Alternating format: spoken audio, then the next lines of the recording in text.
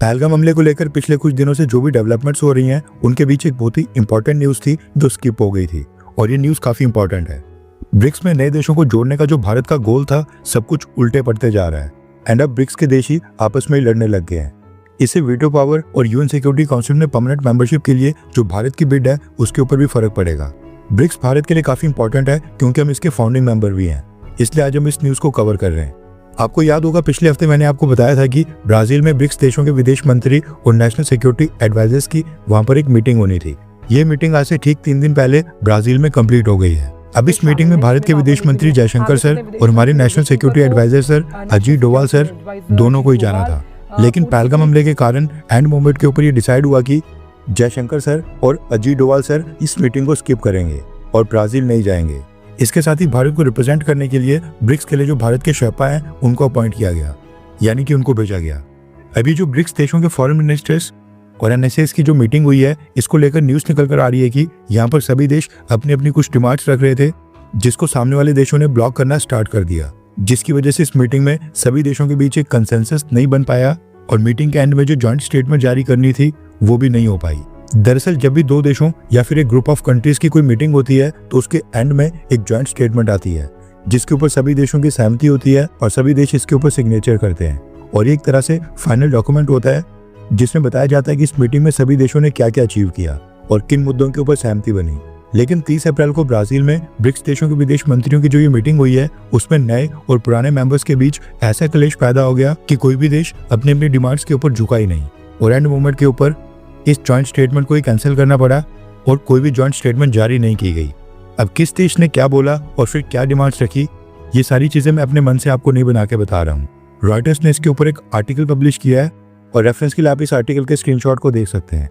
Reuters की report के मुताबिक चाइना चाहता था कि अमेरिका और डोनाल्ड ट्रंप ने जो चाइना के साथ ट्रेड वॉर स्टार्ट किया है, उसके ऊपर टैरिफ्स और ट्रेड रिस्ट्रिक्शंस लगाना स्टार्ट कर दिया है, उसके ऊपर ब्रिक्स देश चाइना का साथ दें और अमेरिका के ऊपर हार्श टोन का यूज किया जाए। लेकिन डोनाल्ड ट्रंप ने बाकी सभी देशों के ऊपर टैरिफ्स को 90 दिनों के लिए पोस्टपोन कर दिया है।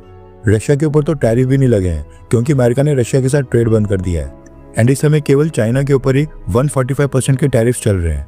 इसलिए बाकी देश अमेरिका या डोनाल्ड ट्रंप को टारगेट करने के ऊपर राजी नहीं हुए, और जो चाइना की डिमांड थी अमेरिका और डोनाल्ड ट्रंप के खिलाफ हार्श टोन का इस्तेमाल करने की, उसको ब्रिक्स के बाकी सभी देशों ने रिजेक्ट कर लिया। इसके अलावा क्रॉस बॉर्डर टेररिज्म, जिसके ऊपर भारत जोर देता है, उसके बाद यूएस डॉलर्स को अवॉइड करना, ट्रेड और भी कुछ सारे मुद्दे थे जिसके ऊपर ब्रिक्स के सभी देशों की सहमति नहीं बन पाई। लेकिन हैरानी वाली बात है कि यूएन सिक्योरिटी काउंसिल में रिफॉर्म्स के मुद्दे के ऊपर भी इजिप्ट और इथियोपिया ब्रिक्स के 2 नए मेंबर्स ने टांग अड़ाना स्टार्ट कर दिया और जॉइंट स्टेटमेंट के कंटेंट को ब्लॉक किया। अब ये दोनों ही देश अफ्रीकन देश हैं, यानी कि अफ्रीकन कॉन्टिनेंट से आते हैं। यूएन सिक्योरिटी काउंसिल में रिफॉर्म्स की जब भी बात आती है, तो आपने सुना होगा कि भारत के साथ साथ अफ्रीकन देशों का भी नाम जोरों शोरों से लिया जाता है, क्योंकि अफ्रीकन कॉन्टिनेंट से एक भी देश इस समय यूएन सिक्योरिटी काउंसिल में शामिल नहीं है, और जब भी अगले रिफॉर्म्स होंगे, अफ्रीका से एक न एक देश तो जरूर ऐड किया जाएगा। अब वो कौन सा देश होगा, सारा विवाद इसी मसले के ऊपर है। अफ्रीकन देशों में 2 से 3 नाम है जो सबसे ऊपर आते हैं, और वह साउथ अफ्रीका, नाइजीरिया और इजिप्ट। इन तीनों देशों की सेना और अर्थव्यवस्था बाकी सभी अफ्रीकन देशों में सबसे स्ट्रांग है। इनमें से इजिप्ट, इथियोपिया और साउथ अफ्रीका, ये 3 देश ब्रिक्स के मेंबर हैं। अब ये देश भी आपस में लड़ने स्टार्ट हो गए कि अफ्रीका से कौन सा देश होगा जो रिफॉर्म्स के बाद यूएन सिक्योरिटी काउंसिल का परमानेंट मेंबर बनेगा। साउथ अफ्रीका क्योंकि पहले से ब्रिक्स का मेंबर था, इसलिए अगर रूल्स के हिसाब से चला जाए तो इजिप्ट और इथियोपिया को यूएन सिक्योरिटी काउंसिल में परमानेंट मेंबरशिप के लिए साउथ अफ्रीका को सपोर्ट करना चाहिए, जो पुराने ब्रिक्स देशों ने ज्वाइनिंग के समय इनके सामने कंडीशन रखी थी। लेकिन ब्रिक्स ज्वाइन करने के बाद इजिप्ट और इथियोपिया ने परमानेंट मेंबर और वीटो पावर के लिए साउथ अफ्रीका के नाम के ऊपर भी हामी भरने से इनकार कर दिया है। इजिप्ट और इथियोपिया का कहना है कि अभी ये तय नहीं हो पाया है कि अफ्रीकन कॉन्टिनेंट से कौन सा देश परमानेंट मेंबर बनेगा। भारत और ब्राजील से हमको कोई भी प्रॉब्लम नहीं है, लेकिन ये साउथ अफ्रीका के नाम के ऊपर हम बिल्कुल भी सहमति नहीं कर पाएंगे। इस मुद्दे के ऊपर कई मिनट्स तक चर्चा चली, लेकिन एट द एंड इजिप्ट और इथियोपिया ने साउथ अफ्रीका के सामने झुकने से इनकार कर दिया, जिसके बाद ब्रिक्स देशों की ये मीटिंग बिना किसी जॉइंट स्टेटमेंट के एंड करनी पड़ी। पिछले 4-5 साल से जब ब्रिक्स संगठन को एक्सपैंड करके नए देशों को जोड़ने के लिए जब भी डिस्कशंस या फिर डिबेट चलती थी, उस समय भारत, ब्राजील और साउथ अफ्रीका ने नए देशों के सामने क्लियर कंडीशन रखी थी। अब क्योंकि रशिया और चाइना ये दोनों देश पहले से यूएन सिक्योरिटी काउंसिल में परमानेंट मेंबर्स हैं, इसलिए भारत, ब्राजील और साउथ अफ्रीका ने कहा था कि यूएन सिक्योरिटी काउंसिल में रिफॉर्म्स और नए परमानेंट मेंबर्स को लेकर जब भी कोई रेजोल्यूशन आएगा, तो उसके लिए 5 नए देश भारत, ब्राजील और साउथ अफ्रीका के नाम का समर्थन करेंगे। यानी कि भारत, ब्राजील और साउथ अफ्रीका को परमानेंट मेंबर बनाए जाने के लिए सपोर्ट करेंगे, हमारे पक्ष में वोट करेंगे। और जब पिछले साल 5 नए मेंबर्स को जोड़ा गया तो उस समय इन 5 देशों ने कहा कि जब भी यूनाइटेड नेशन सिक्योरिटी काउंसिल में रिफॉर्म्स होंगे तो ये 5 भारत, ब्राजील और साउथ अफ्रीका को सपोर्ट करेंगे। लेकिन अब नए देशों को जोड़े हुए 2 साल भी कंप्लीट नहीं हुए, मगर इन 5 नए देशों में से 2 नए ब्रिक्स मेंबर्स आज ही बागी हो गए हैं। मसला ये है कि इजिप्ट खुद अपने लिए परमानेंट मेंबरशिप चाहता है और इथियोपिया ने ये क्लियर नहीं किया है कि वो किसको सपोर्ट करेगा, क्योंकि अफ्रीकन कॉन्टिनेंट में और भी कई देश हैं जिसके इथियोपिया के साथ अच्छे रिलेशंस हैं। साउथ अफ्रीका, इजिप्ट या फिर नाइजीरिया, ये 3 नाम फिलहाल अफ्रीकन कॉन्टिनेंट में सबसे टॉप के ऊपर हैं। अब सबसे बड़ा मसला यही है कि अफ्रीकन यूनियन यानी कि अफ्रीका के अंदर जितने भी देश आते हैं वो खुद भी आपस में डिसाइड ही नहीं कर पा रहे हैं कि उनके कॉन्टिनेंट से किसको वीटो पावर दी जाए। अफ्रीकन यूनियन कहता है कि हमारे 2 देशों को परमानेंट मेंबर बनाया जाए। अब ये तो खैर पॉसिबल नहीं है, लेकिन एक अफ्रीकन देश तो जरूर सिक्योरिटी काउंसिल की परमानेंट सीट के ऊपर बैठेगा। अब वो देश कौन सा होगा ये डिसाइड अभी तक इन्होंने नहीं किया है। और 2 सबसे बड़े दावेदार यानी कि इजिप्ट और साउथ अफ्रीका, अब इन दोनों की लड़ाई अफ्रीकन यूनियन से चलकर ब्रिक्स के फोरम तक आ गई है। अब बात करते हैं कि इस चीज के फ्यूचर एस्पेक्ट्स क्या होंगे। इस समय रशिया और चाइना, ये 2 देश ऐसे हैं जो ब्रिक्स को G20 की तरह एक बहुत ही बड़ा संगठन बनाना चाहते हैं। अब पिछले साल ही ब्रिक्स के मेंबर्स की संख्या 5 से 10 हुई है और रशिया और चाइना चाहते हैं कि ब्रिक्स में और भी 5 देशों को ऐड किया जाए। रशिया और चाइना की स्ट्रेटेजी इसलिए है क्योंकि इस समय अमेरिका और जितने भी वेस्टर्न देश हैं इन सब ने बड़े बड़े फाइनेंशियल इंस्टीट्यूशंस, अंतर्राष्ट्रीय संगठनों को टेक ओवर कर लिया है।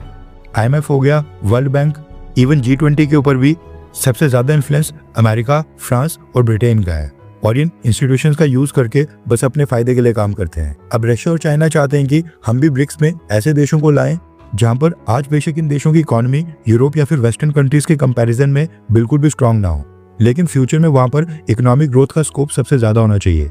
ऐसे देश ब्रिक्स में जोड़ने की कोशिश की जा रही है जिन देशों में डेवलपमेंट का पोटेंशियल हो, जो आगे चल के 15-20 साल के बाद एक स्ट्रांग इकोनॉमी वाले देश बने। और जब स्ट्रांग इकोनॉमी वाले देश एक साथ मिलकर ब्रिक्स में आएंगे तो अमेरिका और उसके अलाइज को यूनाइट होकर हम चैलेंज कर सकेंगे। इसलिए रशिया और चाइना ब्रिक्स को एक्सपैंड करके नए देशों को जोड़ना चाहते हैं। वैसे देखा जाए ये तो अभी मतभेदों की शुरुआत हुई है।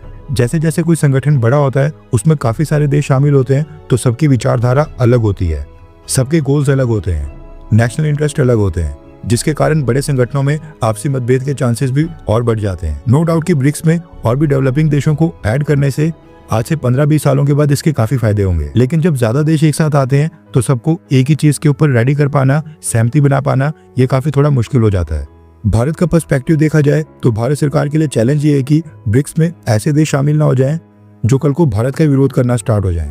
सेम आज जिस तरह से इजिप्ट और इथियोपिया, ये दोनों देश ब्रिक्स का मेंबर बनने के बाद यूएन सिक्योरिटी काउंसिल में परमानेंट सीट के लिए साउथ अफ्रीका का विरोध कर रहे हैं, या फिर कोई भी देश चाइना की बात नहीं मान रहा है, सेम इसी तरीके से ऐसा कोई देश ब्रिक्स में शामिल ना हो जाए जो कल को भारत को भी चैलेंज करे।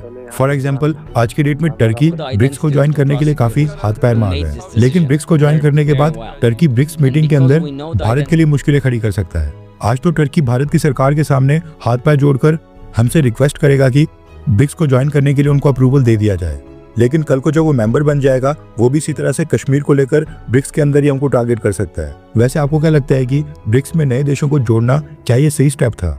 हाँ या फिर ना? पुराने 5 ही देश ठीक थे?